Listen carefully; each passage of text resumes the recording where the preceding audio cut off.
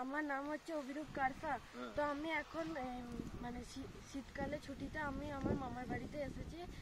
তো দিয়ে আমাদের মামার বাড়িতে এই বছর মানে নলেন গুড় বানানো হচ্ছে। তো এই দেখুন এখান থেকে নলেন গুড়ের রস করা হচ্ছে।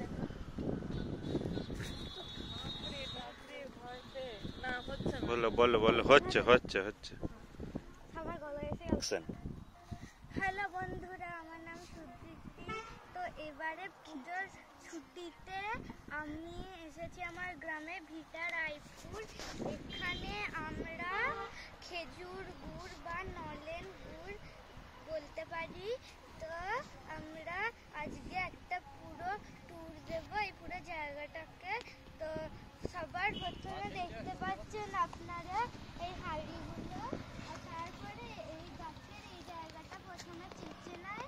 চেঁচে নিয়ে ওখান থেকে খেজুর গুড়ের রস পড়তে থাকে, আর এগুলো কাল সকালের মধ্যে থেকে ভর্তি হয়ে যেতে পারে। আপনারা দেখছেন যে এখানে মধুমাছি বসছে, ওগুলো খুবই মিষ্টি হয়, ওই জন্য মধুমাছিরাও আসছে।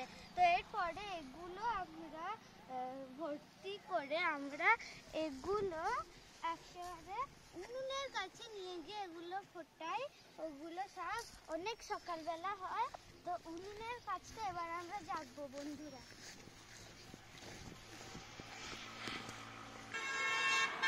তো গাইস, আমরা এখন এসে গেছি এই বড় উনুনের কাছে যেখানে গুড় বানানো হয়।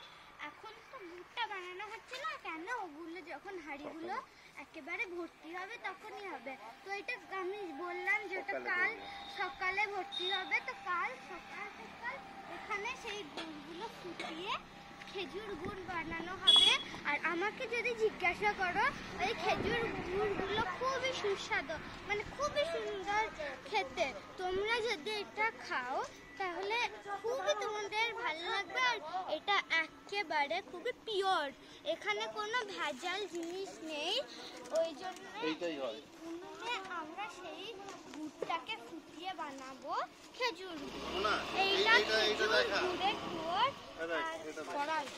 এগুলো এইটা হলো সেই কড়াইটা যেখানে খেজুর গুড় সব গলে রেখেছে। আমি এটাকে নড়াচ্ছি, আর এটা কত মানে চাপচাপে, মানে এটা কত মিষ্টি যে এরকম চ্যাট চ্যাট করছে। এইটাই একেবারে আর এখান থেকে আগুনটা গিয়ে এটা আগুনের ভাপে এই জায়গাটা দেয়, আর ওই কড়াইটা এইখানে ফোটে। তো এইটা ছিল খেজুর গুড়ের টুয়োর উনুনের কাছে। এবার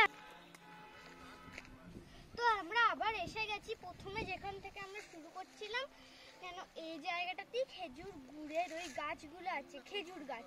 তো যেটা দেখালাম এখান থেকে রসটা প্রচুর এখনো পড়বে। ওইদিকে আরো গাছ আছে, আপনারা দেখে নিতে পারেন কত গাছ, ওখান থেকে খেজুর গুড় হবে।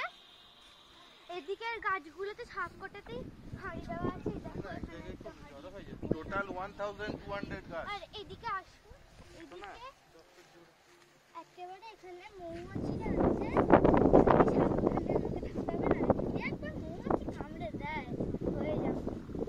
যখনই ভর্তি হবে কাল সকাল পর্যন্ত ভর্তি হয়ে যাবে কথা, ওগুলো নিয়ে সেই উনুনটা যেটা আমরা দেখিয়েছিলাম ওখানে নিয়ে যাবে। কড়াইটাতে সব কটা খেজুর গুড়ের রস ঢালবে, দিয়ে ওটাকে ফোটানো হবে। খুব ভালো করে ফোটাবে যাতে কি টেক্সচারটা চাপচাপে হয়, যাতে কি গুড়ের টেস্টটা খুবই সুস্বাদু হয়। তো এইটাই ছিল আমাদের খেজুর গুড়ের ট্যুর আজকের জন্য। নমস্কার।